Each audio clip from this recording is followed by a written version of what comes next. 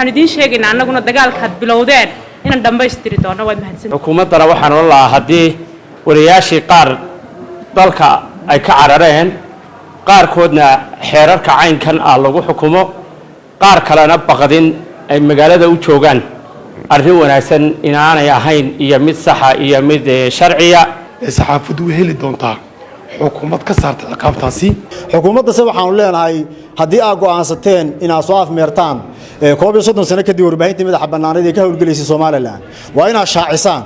oo waxa weeyaan nala wadaagtaan inaad go'aansateen in warbaahinta madaxa bannaani ay joojiso shaqadii ay ka haysay Soomaaliland saxaafaddu tuug maaha waxna may xadin xukunka kuma qanacsanin waxaan u aragnaa inuu yahay mid cadaalad darro maxaad kala socotaa in wariyaal kale oo ka tirsan wariyaasha Soomaaliland in lagu hanjabay xabsi iyo waliba sidoo kale xarig wariyaal kala duwan ayaa hadda qeyladhaantoodu soo yeedhaysa isla markaana la sheegayaa in lagu goodiyo in xabsiga lagu ridi doono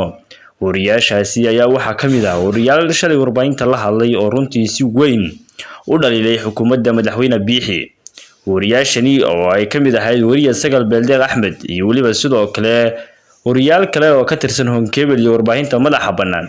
wariyaashani ayaa tan iyo shalay intii la xukumay labadii wariye Cabdijabaar Maxamed Xuseen iyo Maxamed Ilig waxay ahaayeen kuwa si weyn uga hadlay xarigooda isla markaana ku tilmaamay mid sharci darro inuu yahay xarigoodu hase yeeshee haddaba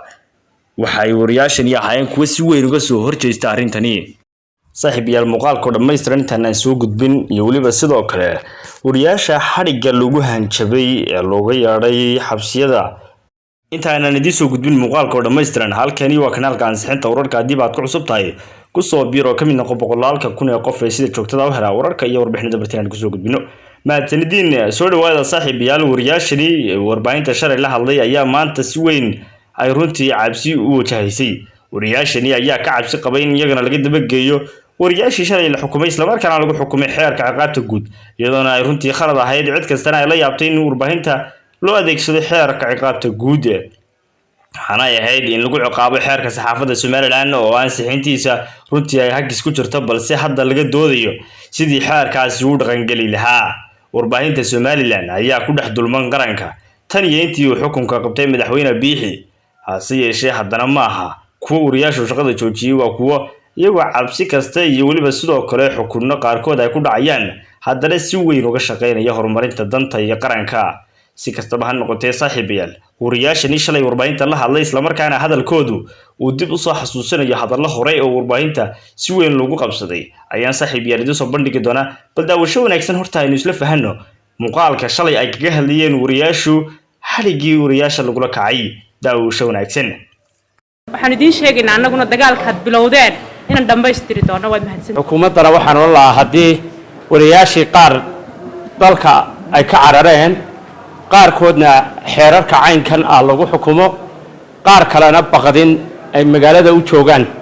arrin wanaagsan inaanay ahayn iyo mid saxa iyo mid sharciya saxaafaddu way heli doontaa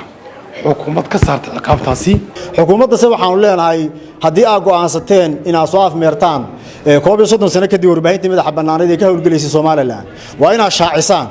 oo waxa weeyaan nala wadaagtaan inaad go'aansateen in warbaahinta madaxa bannaani ay joojiso shaqadii ay ka haysay Soomaaliland saxaafaddu tuug maaha waxna may xadin xukunka kuma qanacsanin waxaan u aragnaa inuu yahay mid cadaalad darro qalad hadii ay galaan lagu dhaqo xukunkaas waxaan aragnaa mid aan cadaalad ahayn wariyaashaasuna lagu tacadiyay oo xuquuqdooda lagu tuntay isla markaana la soo saaray xukun loo raacay xeerka ciqaabta saxaafaddu waxaan ognahay inaanay garanaysaa dambi gelin oo aanay xeer ciqaabeed noocaas oo kale in lagu xukumo ay tahay wax aan cadaalad ahayn maxkamadda gobolka Maroodijeex xukun baa ka soo baxay xukunkaas oo la xiriiray dacwadii ka socotay maalmahanba saddexda wariye ee xidhnaa arrintii jeelka loo soo xiray xukunka kuma qanacsanin waxaan u aragnaa inuu yahay mid cadaalad darro sidaa markaan leenahay waxaan uga jeednaa in saxafiyiintaas lagu qaaday xeerka Soomaali Penal Code ama xeerka habka ciqaabta xeerkaasi oo ah mid guud ahaanba ka hor imanaya dastuurka Jamhuuriyadda Soomaaliland isla markaasina wax aanu dambi ka dhigeen dastuurka Jamhuuriyadda Soomaaliland dambi ka dhigaya waxaanu ka xunnahay in habeen iyo maalin saxafiyiinta kiisaska loo haysto lagu qaado xeeraan la jaan qaaday nolosha casriga xeeraan la jaan qaaday qarankeena 31 jirsaday waxa xusid mudan dastuurka Jamhuuriyadda Soomaaliland waxa uu qabaa in xeerarkii dawladda Soomaaliya ay lahayd si ku meel gaar ah loo isticmaali karo kumeelgaadhkuna waa wax kooban waa muddo kooban 31 sano kumeelgaadh maaha waxaa kaloo iyadna xusid mudan in xeerkii saxaafadda ee Soomaaliland ee sanadkii 2004 ay golaha wakiilada Soomaaliland ansixiyeen madaxweynaha Soomaaliland uu saxeexay isagoo yaala ay maxkamaduhu laaleen wariyaashiina aan xeerkaasi lagu qaadayn kiisaska loo haysto saxaafadda Soomaaliland maanta waxa ay ka xun tahay run ahaantii xukunka saddexda wariye ee Cabdimaalik Sheekh Muuse Coldoon Maxamed Ilig iyo Cabdijibaar ku dhacay maxkamadda rafcaanku waxay 2 sano iyo 3 milyan oo ganaaxa ku xukuntay wariye Cabdimaalik Sheekh Muuse Coldoon waanu ka xunnahay oo hore maxkamadda gobolka Maroodijeex waxba ugu weyday isla markaasina maxkamaddu ay rafcaan ka qaadatay sidoo kale waxaanu ka xunnahay xukunka sanadka iyo 4 bilood ah ee sharci darrada ah ee ku dhacay labada wariye ee Cabdijibaar iyo Maxamed Ilig oo markii horena si sharciga baalmarsan loo soo xidhay maalintii dhaweyd ee madaxweynaha Soomaaliland khudbadeynaya waxaas lahaa si ay u dhameystirmato dimuqraadiyadda iyo maxaa la yiraahdaa wanaagga Soomaaliland ay halkaas ku soo gaadho waxa oran doona wariyaasha xidhanna la sii daayo waxaan leeyahay madaxweyne ama xukuumadda dhamaanteedba taasi dhaaftay laakiin ta dambe haddii Allah wada loo qadaro waxaan idin rajaynaynaa inaad tidhaahdaan maadaama ay 3 wariye naga xidhan yihiin iyagana ilaa xariis laha lagu eego oo la sii daayo xeerka ciqaabta guud waxaan leeyahay insha Allah saxaafadu way heli doontaa xukuumad ka saarta ciqaabtaasi oo u samaysa xeer guud